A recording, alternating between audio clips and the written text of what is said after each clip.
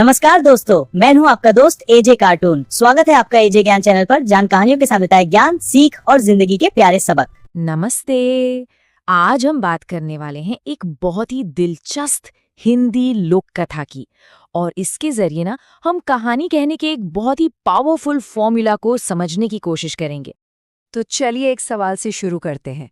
कभी सोचा है कि जो कहानियां हम हजारों सालों से सुनते आ रहे हैं और आज की जो बड़ी बड़ी ब्लॉकबस्टर फिल्में हैं, उनमें उनमें कॉमन क्या है?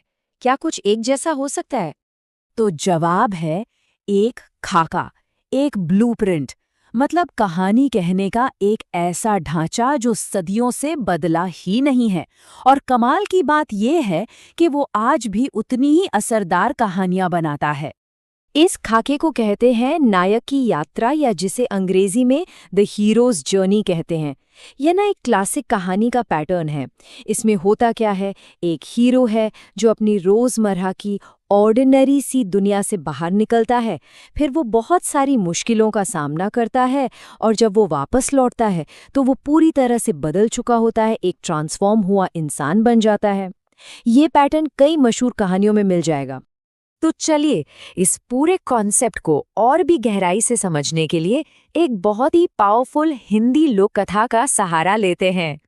तो जैसा कि हमने कहा, हर हीरो की कहानी एक साधारण दुनिया से ही शुरू होती है। हमारी कहानी के जो नायक हैं वो हैं जगदीश और चंपा। एक बहुत ही दयालु लेकिन गरीब पति पत्नी है। उनकी जिंदगी बिल्कुल साधारण सी है। लेकिन एक दिन सब कुछ अचानक से बदल जाता है। होता यह है कि जंगल में उन्हें एक घायल घोड़ा मिलता है। लेकिन ये कोई मामूली घोड़ा नहीं, ये तो इंसानों की तरह बात कर सकता है।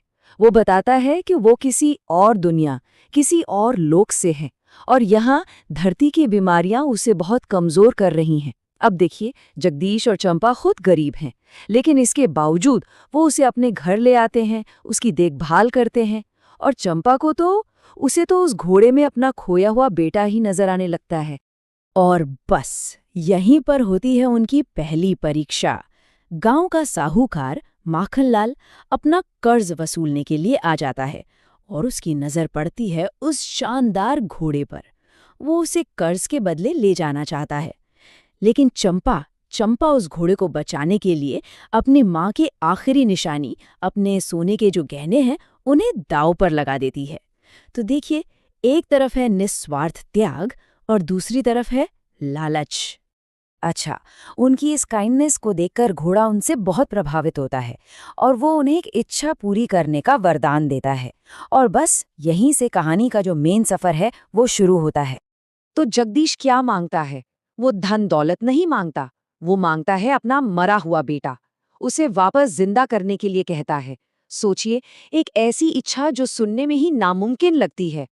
और यही है वो कॉल टू एडवेंचर, वो बुलावा जो उसे अपनी साधारण सी दुनिया से बाहर एक बड़े सफर पर ले जाएगा। घोड़ा अपनी दिव्य दृष्टि का इस्तेमाल करता है और वो बताता है कि हाँ, एक रास्ता है, एक बहुत मुश्किल सफर है, दूर नीलगिरी पर्वत तक का। रास्ता मुश्किल जरूर है पर नामुमकिन नहीं है। और घोड़ा जगदीश का गाइड बनने के लिए तैयार हो जाता है। बस यहीं से जगदीश की जो हीरोज जर्नी है वो असल में शुरू होती है। अब आता है सफर का सबसे चैलेंजिंग हिस्सा, जिसे कहते हैं द रोड ऑफ ट्रायल्स, यानी परीक्षाओं का रास्ता। इस रास्ते पर जगदीश और घोड़े को एक के बाद एक कई मुश्किलों से गुजरना पड़ता है। ऐसी मुश्किलें जो उनकी हिम्मत, उनके चरित्र और उनकी बुद्धि सबको परखती हैं। तो उनके रास्ते में 3 बड़ी बाधाएं आती हैं। सबसे पहले उनका सामना होता है एक आदमखोर डायन से, जिसका नाम है डायना।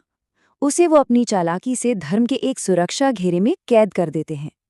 फिर उन्हें मिलता है एक पुराना ज्ञानी पूर्वज वृक्षराज, जो उन्हें दुनिया भर की दौलत का लालच देता है, लेकिन वो उस लालच को ठुकरा देते हैं। और आखिर में वो एक शापित आत्मा को उसके अमर अहंकार के श्राप से आजाद करवाते हैं। सिर्फ हिम्मत ही नहीं, वृक्षराज उनकी बुद्धि की भी परीक्षा लेता है। वो एक पहेली पूछता है। पहला सवाल, वो क्या है जो रोशनी में तो हमेशा साथ रहती है, पर जैसे ही अंधेरा होता है वो छोड़कर चली जाती है? और इसका सही जवाब था परछाई। तो बुद्धि की पहली परीक्षा में वो पास हो गए। अब बारी थी दूसरी पहेली की, जो थोड़ी और मुश्किल थी। सवाल था, वो क्या है जो बीमार तो नहीं होती, फिर भी उसे गोली दी जाती है? और इसका जवाब भी उन्होंने सही दिया, बंदूक।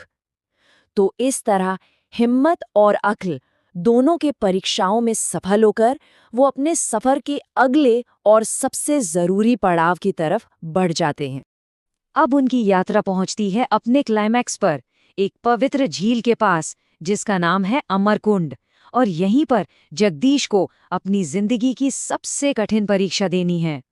उस झील का जो गार्डियन है नागराज, वो जगदीश के सामने एक ऐसा सवाल रखता है जो किसी की भी रूह कंपा दे। वो पूछता है, अपने बेटे को वापस पाने के लिए क्या तुम इस घोड़े की बलि दे सकते हो? तुम्हारा ये वफादार साथी, क्या तुम इसे मार सकते हो? अब इस मोड़ पर जगदीश जो जवाब देता है वही उसकी पूरी यात्रा का, उसके पूरे कैरेक्टर का सार है। वो कहता है, ये घोड़ा, ये मेरा धर्म है और मेरा विश्वास है, और मेरा बेटा वो एक हत्यारे पिता की गोद में कभी खुश नहीं रह सकता। मतलब उसने अपनी सबसे बड़ी इच्छा के ऊपर अपने धर्म को चुना। उसने ये साबित कर दिया कि वो इस वरदान के लायक है, और बस इसी नैतिक जीत का इनाम उसे मिलता है। उसे उसका परम वरदान, उसका बेटा वापस मिल जाता है। तो अब जगदीश अपने बेटे और उस जादुई घोड़े के साथ घर लौटता है। कहानी यहाँ खत्म हो सकती थी, है ना? लेकिन नहीं, एक आखिरी चुनाव अभी बाकी है।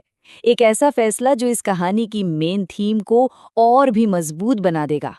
होता यह है कि घोड़े का असली मालिक, जो कि उसके गुरु हैं, वो उसे वापस देवलोक ले जाने के लिए आते हैं। लेकिन चंपा, जो अब तक उसे पूरी तरह अपना बेटा मान चुकी है, वो उसे खोना नहीं चाहती। और यहीं पर कहानी का सबसे बड़ा सैक्रिफाइस होता है।